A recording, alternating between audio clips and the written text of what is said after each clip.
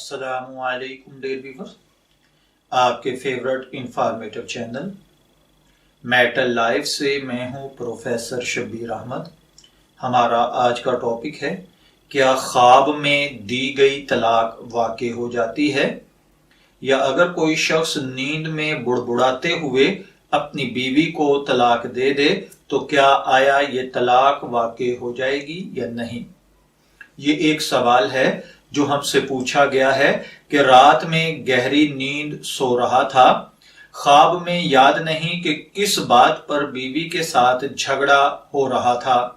झगड़े के वक्त घर में काफी रिश्तेदार, मेरी वालिदा साहिबा, सुसर साहब भी मौजूद थे और मैंने खास तौर पर वालिदा और सुसर को मुखातिब करके बीवी की तरफ उंगली से इशारा करके कहा, तुम लोग गवाह रहना, मैं इस औरत को तलाक देता हूं क्योंकि इससे मुझे किसी तरह का सुकून नहीं मिल रहा है।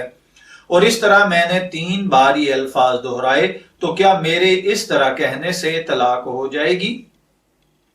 या इसी तरीके से एक भाई ने पूछा था कि वो नींद में बुड़बुड़ाते हुए उन्हें कुछ खबर नहीं, साथ वाले लोग बताते हैं कि तुमने नींद में बुड़बुड़ाते हुए अपनी बीवी को तलाक दे दी थी। अब इन दोनों बातों में पूछने वाले ये चाह रहे हैं कि बताया जाए कि आया इस सिचुएशन में तलाक वाक़ई हो चुकी है या नहीं।